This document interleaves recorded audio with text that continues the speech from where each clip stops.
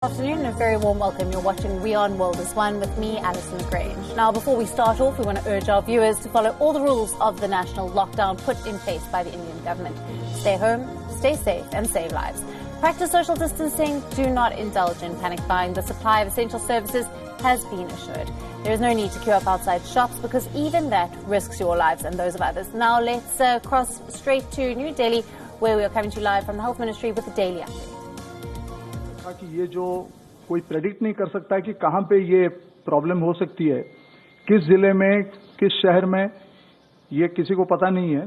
तो इसीलिए हमने सोचा कि इसके बारे में एक ऐसा डेटाबेस तैयार किया जाए और वो पब्लिक डोमेन में हो, जिसको देख के वहां के जो डिस्ट्रिक्ट एडमिनिस्ट्रेशन हो या म्युनिसिपल एडमिनिस्ट्रेशन हो या स्टेट गवर्नमेंट हो, वो इनका उपयोग कर सकें और उपयोग करने से पहले इनको जो ट्रेनिंग चाहिए, जो कैपेसिटी बिल्डिंग चाहिए, उसको भी करा सकें। तो इसलिए दो पोर्टल के बारे में आज मैं बताऊंगा। एक तो पहला जो है डैशबोर्ड वो बना है, वो है covidwarriors.gov.in। ये जो covidwarriors.gov.in है, ये एक मास्टर डेटाबेस है ऑफ दो टाइप के इसमें हेल्थ केयर प्रोफेशनल्स हैं और वॉलंटियर्स हैं। अब तक ये हर रोज इसमें बढ़ोतरी हो रही है और अब तक 1,24,00,000 मानव संसाधन human resources of various kinds इसमें ऑलरेडी इनके डिटेल्स आ चुके हैं। और इसमें आप देखिएगा, इसमें स्टेट लेवल कोऑर्डिनेटर्स, उनके telephone numbers, district level coordinators, उनके टेलीफोन नंबर्स, यहां तक कि कुछ ऐसे प्रोफेशनल्स हैं, ऐसे कुछ हेल्थ वर्कर्स हैं जिनके कॉन्टैक्ट जो डिस्ट्रिक्ट लेवल पे नहीं, केवल फील्ड लेवल पे जो काम कर रहे हैं वहां भी वो मौजूद हैं। तो अब तक हमने 20 कैटेगरीज और 49 सब कैटेगरीज इसमें शामिल किया गया है। और ये इंडिविजुअल लेवल जो डेटा है, वो केवल इंडिविजुअल लेवल डेटा जो है वो डिस्ट्रिक्ट मैजिस्ट्रेट और म्युनिसिपल बॉडीज और स्टेट गवर्नमेंट को, कुछ ही लोगों को वो एक्सेस कर पाएंगे, और बाकी सब जो डेटा है डिस्ट्रिक्ट लेवल तक वो सारे लोग, ये पब्लिक डोमेन में है, उनको देख सकते हैं। उनका सारा कॉन्टैक्ट डिटेल्स, टेलीफोन नंबर सब कुछ है। तो इसमें हमने 201 सेंट्रल पब्लिक सेक्टर एंटरप्राइजेस के जो हॉस्पिटल्स, उनके सारे डिटेल्स, डॉक्टर, नर्सेस, पैरामेडिक्स, ये सारे बेड्स, आईसीयूज, वो सब, 49 ईएसआईसी के हॉस्पिटल्स, 50 रेलवेज के हॉस्पिटल्स, 12 पोर्ट हॉस्पिटल्स और 13 जो है ऑर्डिनेंस फैक्ट्रीज और हाल के जैसे हॉस्पिटल्स, ये सारे डिटेल्स भी उसमें मौजूद हैं। तो ये ज्यादातर हमने जब देखा कि ये जो वॉलंटियर्स जो कोविड के लिए फाइट करने के लिए, हमको न केवल जैसे doctors, nurses, dentist, Ayush doctors और पैरामेडिक्स, इसकी जरूरत केवल नहीं है, हमको भी जो हेल्थ जो वॉलंटियर्स हैं उनकी भी जरूरत है। इसका जो फाइट, इसका जो कोविड-19 के साथ जो अभी अपना जो फाइट जो हो रहा है, उसमें उनको कैसे शामिल किया जाए। तो आप देखिए 3 तरह की चीजें इसमें हो रही हैं। एक तो प्रिवेंटिव में जैसे सोशल डिस्टेंसिंग, अब जैसे मार्केट्स में, शॉप्स में, बैंक्स में, ज्यादातर राशन शॉप्स में, अभी मंडीज खुल रही हैं वहां पे, और इनको वहां पे सोशल डिस्टेंसिंग वहां पे वो करवाना है। जैसे कंटेनमेंट जोन में एसेंशियल कमोडिटीज लेके पहुंचाना है, और कई सारी चीजें वहां पे, फील्ड सर्वेलेंस, ये सब करना है। और एक क्यूरेटिव पार्ट जिसमें भी इनको हम शामिल कर सकते हैं। और अगर हम इसमें देखें, ये जो इसको करने के लिए, क्योंकि कभी कभार स्टेट गवर्नमेंट को और डिस्ट्रिक्ट एडमिनिस्ट्रेशन को यहां से एक जगह जहां पे फील्ड जो वॉलंटियर्स हैं या हेल्थ प्रोफेशनल्स हैं, उनको शायद एक जगह से दूसरी जगह तक लेने की जरूरत पड़ सकता है। वो इसलिए ऐसा है कि अगर डिस्ट्रिक्ट ए में प्रॉब्लम है और डिस्ट्रिक्ट बी में ह्यूमन रिसोर्सेस हैं, तो वहां से भी ला सकते हैं इसके जरिए। और ये जो इतने जो सारे लोग यहाँ पे हैं, 1.24 करोड़ जैसे मैंने कहा, तो इनकी जो कैपेसिटी बिल्डिंग और ट्रेनिंग के लिए सरकार ने एक department of personal and training, वो दिशा प्लेटफॉर्म में एक पोर्टल वहां पे बनाया जिसको ऑपरेशनलाइज किया गया। उसका नाम है igot.gov.in। igot.gov.in। तो इसमें ये जो प्लेटफॉर्म, इसकी जो स्पेशलिटी है वो ये है कि इस प्लेटफॉर्म, इस जो डिजिटल प्लेटफॉर्म है, पोर्टल है, इसके तहत any time anywhere on site delivery of training material, ये इंपॉर्टेंट है। Any time anywhere on site delivery of training material, it can be accessible through any device, mobile phone हो, laptop हो, desktop हो, कहीं से भी आप इसको कर सकते हैं। इसमें अब तक 14 कोर्सेज, 53 मॉड्यूल्स, 113 वीडियोस और 29 डॉक्यूमेंट्स, ट्रेनिंग डॉक्यूमेंट्स, ये सारे वहां पे उपलब्ध हैं। और ये जो आईगॉट के कोर्सेस हैं उसमें बेसिक्स ऑफ कोविड मैनेजमेंट से लेके जैसे लैबोरेटरी कलेक्शन टेस्टिंग और जैसे क्वारंटीन मैनेजमेंट से लेके आईसीयू केयर वेंटिलेशन मैनेजमेंट तक भी कोर्सेस, वेबिनार्स और वीडियोस इसमें शामिल हैं। तो इसमें ज्यादातर जो भी है हम इसको कोशिश कर रहे हैं कि इसको ज्यादा से ज्यादा जो रीजनल लैंग्वेजेस हैं, भाषा हैं, उसमें इसको ट्रांसलेट कर दिया जाए। उसमें अंग्रेजी तो है ही, उसमें हिंदी, मलयालम और बंगाली कुछ ऐसे हैं, और हम कोशिश कर रहे हैं राज्यों के साथ बात करके कि इसको भी ट्रांसलेट किया जाए, और हम भी कोशिश करें कि जितना जल्दी हो सके इसको ट्रांसलेट कर दिया जाए अलग भाषाओं में। तो जब से ये हुआ है तब से ये 2 हफ्ते से कम में अब तक 1,31,440 यूजर्स इसमें ऑलरेडी रजिस्टर्ड हो चुके हैं ये प्लेटफॉर्म में। उसमें से 84,958 इतने लोग ऑलरेडी उनके कंप्लीट कर चुके हैं ट्रेनिंग।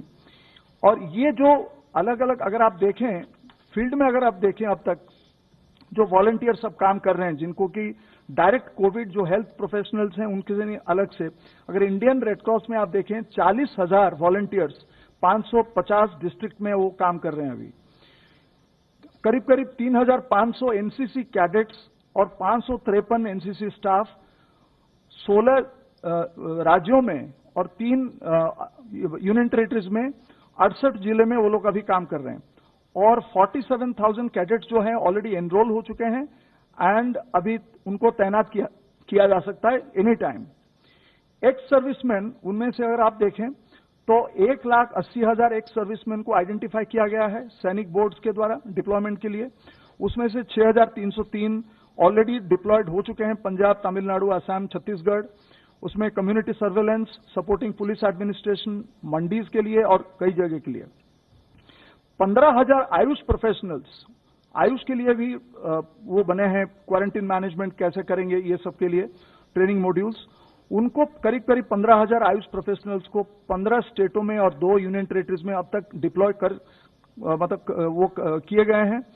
और अभी तक 1 लाख से ज्यादा आयुष प्रोफेशनल्स और 55,000 आयुष स्टूडेंट्स को भी ट्रेनिंग दिया गया है और वो भी रेडी हैं डिप्लॉयमेंट के लिए।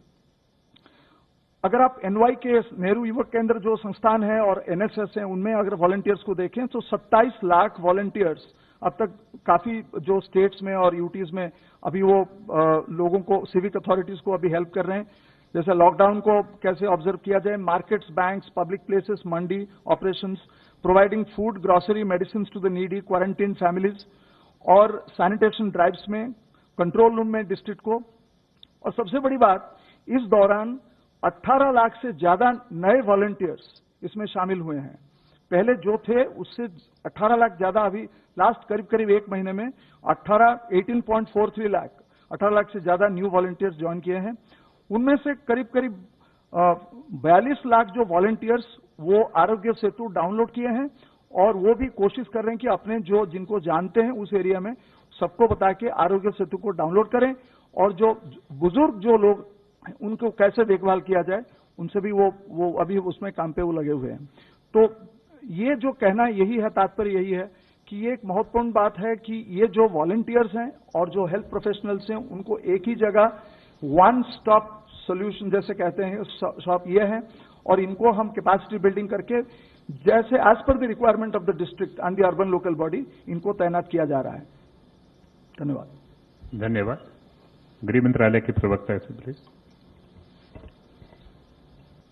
जैसा आप सभी को पता है, कोविड-19 से निपटने के लिए संपूर्ण देश में लॉकडाउन को 3 मई तक बढ़ाया गया है और इस संबंध में गृह मंत्रालय द्वारा 15 अप्रैल को विस्तृत दिशा निर्देश जारी किए गए थे।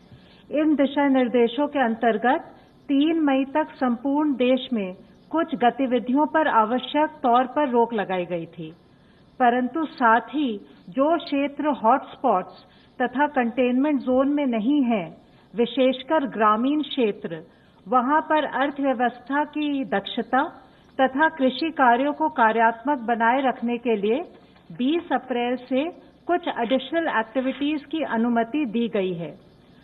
राज्यों के भीतर प्रवासी मजदूरों की आवाजाही के लिए भी एक एसओपी केंद्र सरकार द्वारा सभी राज्यों के साथ साझा किया गया था, ताकि ये मजदूर जिनमें से कई रिलीफ कैंप्स में हैं, वे परमिटेड एक्टिविटीज में सुचारू रूप से रोजगार पा सकें।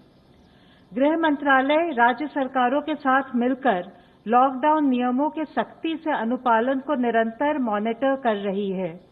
जैसा मैंने कल आपके साथ शेयर किया था, केंद्र सरकार ने हेल्थ एवं मेडिकल इंफ्रास्ट्रक्चर और आपदा प्रबंधन के मुद्दों इत्यादि पर राज्य सरकारों की सहायता के लिए इंटर मिनिस्टीरियल सेंट्रल टीमों का गठन किया है। 4 राज्यों में इन टीमों को भेजा भी गया है। इन टीमों में वरिष्ठ स्तर के प्रशासनिक अधिकारी हैं। Additional secretary to government of India इस टीम को लीड कर रहे हैं।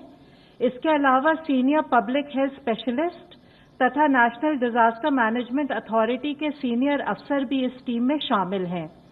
उनकी एक्सपर्टीज को हम राज्यों के साथ साझा करना चाहते हैं, जिससे कि केंद्र और राज्य सरकारों के प्रयासों को एकजुट करते हुए हम कोविड-19 के खिलाफ देश का जो महासंग्राम है उसमें सफलता पा सकें। कल गृह मंत्रालय द्वारा विभिन्न जिलों की लॉकडाउन की स्थिति की ग्राउंड लेवल पर समीक्षा के दौरान यह सामने आया है कि कई सेक्टरों में जहां 20 अप्रैल से अतिरिक्त गतिविधियों को अनुमति प्रदान की गई थी, वहां पर अच्छी शुरुआत हुई है। कई स्थानों पर ग्रामीण क्षेत्रों में औद्योगिक गतिविधियां शुरू हुई हैं। मनरेगा के तहत भी कार्य शुरू हुए हैं। कुछ राज्यों में सड़क निर्माण का कार्य भी शुरू किया गया है। ईंट भट्टों का संचालन भी आरंभ हुआ है। प्रवासी मजदूरों को इन गतिविधियों में शामिल किया जा रहा है।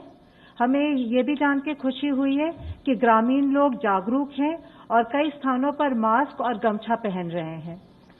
हम उम्मीद करते हैं कि इन व्यवस्थाओं से ग्रामीण अर्थव्यवस्था को गति मिलने के साथ साथ कृषि और मनरेगा गतिविधियों के माध्यम से मजदूरों को रोजगार भी मिलेगा। अंत में मैं एक बार फिर इस बात पर जोर देना चाहूंगी कि लोक हित में लॉकडाउन को सफल बनाने के लिए सभी राष्ट्रीय निर्देशों का पालन करें, जैसे कि सार्वजनिक और कार्यस्थलों पर फेस मास्क पहनना, सोशल डिस्टेंसिंग मेंटेन करना इत्यादि। धन्यवाद। Representative of ICMR please. हमने कल तक आज तक 4,49,810 सैंपल्स टेस्ट किए हैं। उनमें के 35,852 सैंपल्स जो थे वो कल टेस्ट हुए। उन 35,000 और सैंपल्स में 29,776 सैंपल्स, ये 201 अभी लेबोरेटरीज हैं आईसीएमआर नेटवर्क में, उनमें से हुए। 6,076 ये 86 प्राइवेट लैब्स में से हुए। आज थोड़ा दूसरी चीज के बारे में सब लोगों को बोलूंगा। आप लोगों ने सुना होगा कि रैपिड टेस्ट किट्स का डिस्ट्रीब्यूशन हुआ सारे स्टेट्स में। कल हमको एक स्टेट में से एक कंप्लेंट आई कि उसमें कम डिटेक्शन हो रहा है, तो हमने तकरीबन 3 स्टेट से आज पूछ लिया। वो पूछने के बाद में हमको एक पता चल रहा है कि उनमें जो पॉजिटिव सैंपल्स थे आरटीपीसीआर के, उनमें वेरिएशन बहुत ज्यादा है। कई जगह पे 6% से लेके जाके 71% जो आरटीपीसीआर पॉजिटिव सैंपल्स थे, उनकी ये जो खून के ऊपर जो टेस्ट हुई वो पॉजिटिव आ रही है। ये कोई अच्छी चीज नहीं, क्योंकि वो वेरिएशन जब ज्यादा दिखता है तो हमको उसको इन्वेस्टिगेट करना पड़ेगा।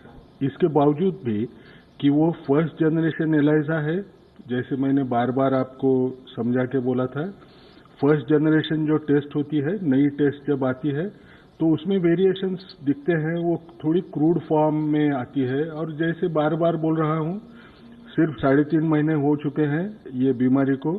अब जो भी चीज आएगी उसको तो आगे रिफाइन करना जरूरी पड़ेगा। तो हमने एक डिसाइड किया कि ये फाइंडिंग्स को नजरअंदाज करना नहीं है। हम लोगों ने यहां जो दिल्ली में किया था हमारे लोगों के पास से, उसमें तकरीबन 71% जो आरटीपीसीआर पॉजिटिव थे उनको ये पकड़ रही थी टेस्ट बराबर। और जैसे टाइम जाता है, 7 दिन का टाइम अगर हो गया तो वो पॉजिटिव आने का चांस भी बढ़ रहा था। लेकिन ये वेरिएशन देखते हुए हमने 2 चीजें ठहराई। अगले 2 दिन में हम हमारे 8 इंस्टीट्यूट्स को फील्ड में भेजेंगे और जो किट्स हैं उनमें से वो लॉट्स लेके उसको टेस्ट करके वैलिडेशन करने की कोशिश करें। फील्ड में वैलिडेशन होगा, ये लैब में नहीं होगा। दूसरी बात हमको एक करना है कि सारे स्टेट्स को ये सलाह देना है कि अगले 2 दिन ये टेस्ट किट्स इस्तेमाल न करें। 2 दिन के बाद में हम क्लियर कट एडवाइजरी देने के पोजीशन में रहेंगे, क्योंकि अगर ऐसे कुछ नजर आया कि वो बैचेस में प्रॉब्लम है तो हम वो बैच को रिप्लेसमेंट के लिए वो कंपनी को बोल सकेंगे।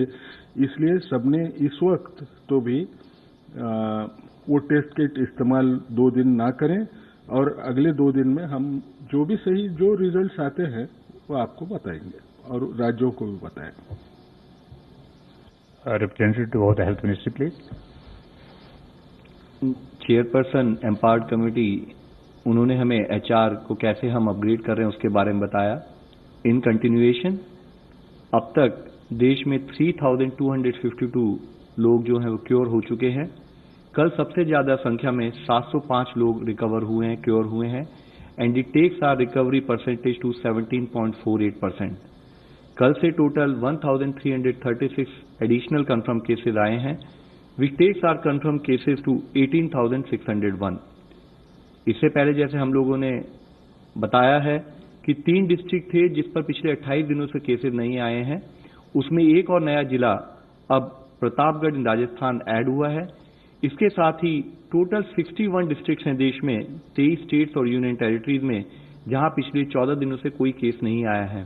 जो 4 नए जिले इसमें ऐड हुए हैं वह हैं लातूर, उस्मानाबाद, हिंगोली, वाशिम महाराष्ट्र से। इसके साथ ही भिवानी एक जिला था जो पहले हमारी लिस्ट में था, जिसमें पिछले 14 दिनों से केस नहीं आए थे, वहां पर केस रिपोर्ट हुए हैं। इसी के तहत मैं आप सभी से और आपके द्वारा सबसे यही रिक्वेस्ट करूंगा कि सभी जिलों को निरंतर प्रयास करते रहना है कि उनका status in terms of case management maintain रहे और बेटर हो। कुछ हेल्थ वर्कर्स जो कोविड पॉजिटिव होने के कारण कुछ हॉस्पिटल बंद हुए और इसी तरीके से नॉन कोविड हॉस्पिटल में जो अनरिलेटेड डिजीज के लिए पेशेंट भर्ती हुए, बाद में वो पॉजिटिव पाए गए। इसको मद्देनजर रखते हुए हेल्थ मिनिस्ट्री ने कल नॉन कोविड फैसिलिटीज में ऐसे केसेस का पता लगने पर क्या करना चाहिए उससे संबंधित एक दिशा निर्देश जारी किया है। इसके तहत हॉस्पिटल्स में ऐसे इश्यूज की मॉनिटरिंग के लिए हॉस्पिटल इन्फेक्शन कंट्रोल कमेटी को रेस्पॉन्सिबल बनाया गया है।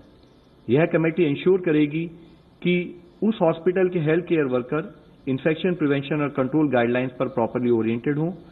कोई भी अगर पॉजिटिव केस आता है उस हॉस्पिटल में तो वह लोकल हेल्थ अथॉरिटीज को सूचित करें और पेशेंट को उसी हॉस्पिटल के प्रॉपर आइसोलेशन वार्ड में ट्रांसफर करें।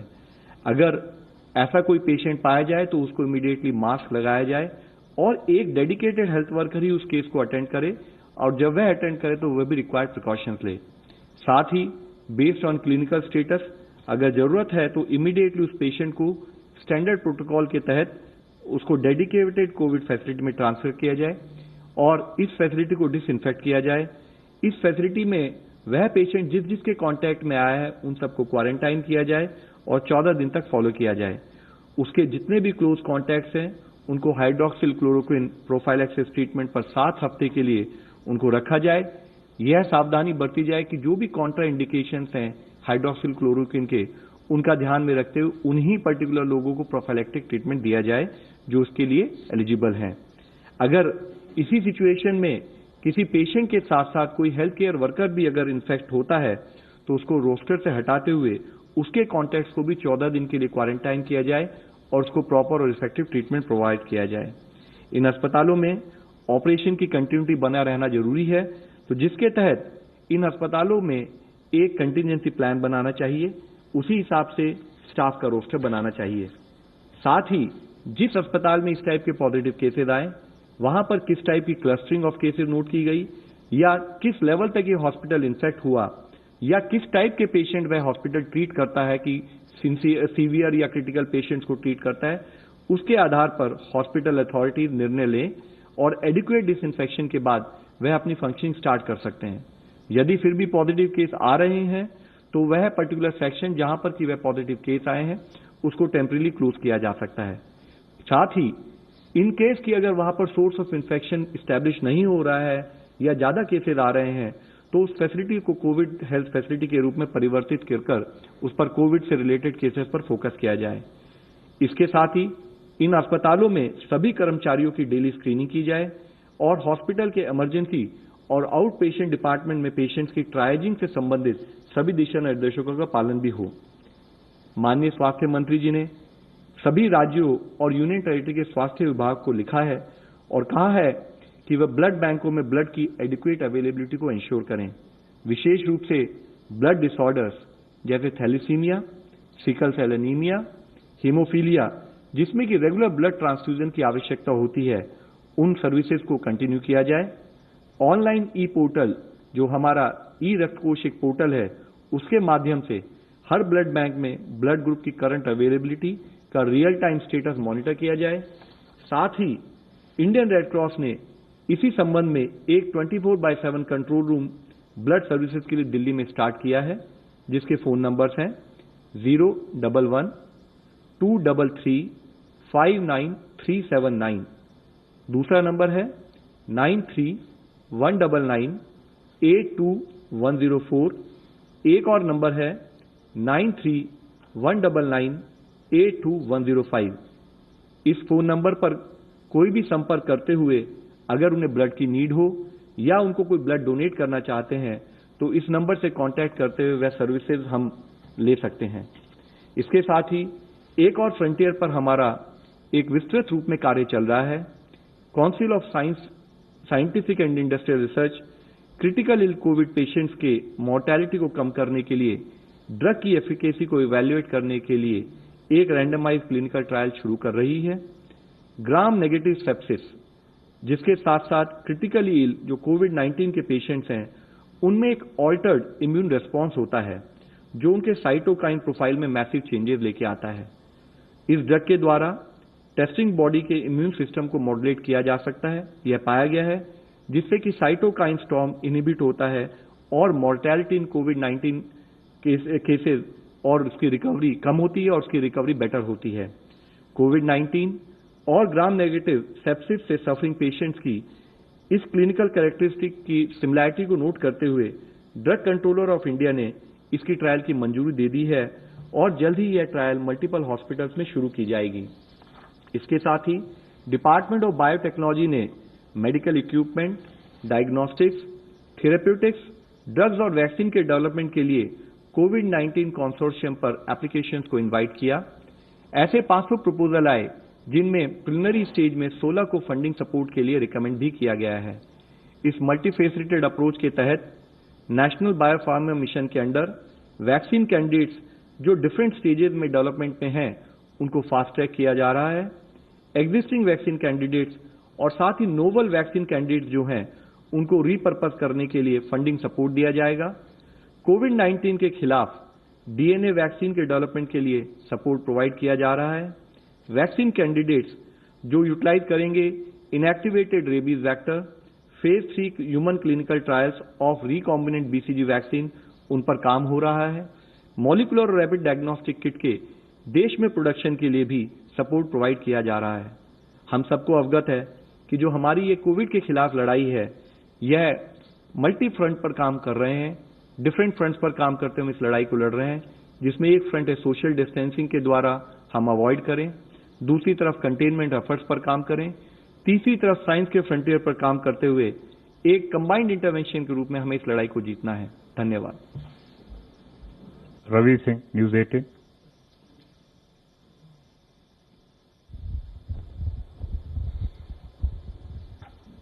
सर, मेरा सवाल आईसीएमआर से गंगा खेटकर जी से, क्या ऐसे कुछ आसार नजर आ रहे हैं कि 25 अप्रैल तक, शायद आपने कहीं पे स्टेटमेंट भी दिया था कि 25 अप्रैल तक अगर इसी तरीके से लॉकडाउन का पालन होता है तो केसेस जो स्टेबलाइज हो जाएंगे? देखिए, ऐसे अगर देखा जाए ना, केसेस उतने जितना आपको बार बार बताया जा रहा है कि उसका डबलिंग टाइम जो है वो कम ही होते, वो बढ़ते ही जा रहा है।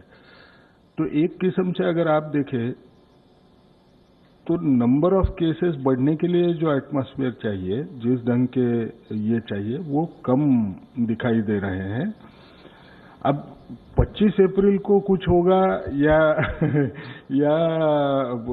27 अप्रैल को होगा, इतना भविष्य एक्यूरेट बताना बहुत मुश्किल होता है। लेकिन अभी हमको थोड़ा सा उसमें उतनी बढ़त दिखेगी नहीं, ऐसे हमें लगता है। Mr. Sahil, ANI. So my question is for Love, sir.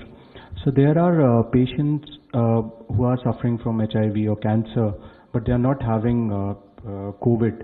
So is the government doing anything to make sure that these people get the medicine? And is there any advisories to the state? We're saying that there should be no hoarding or black marketing of these drugs. Coming to you live from New Delhi, where India's Health Ministry is briefing the media with a daily update on COVID-19. Now, as India has registered a steady increase in the number of coronavirus cases, with cases at 18,601, with the total number of fatalities standing at 590. Now it's time for us to take a short break. Stay tuned. We'll see you on the other side of this.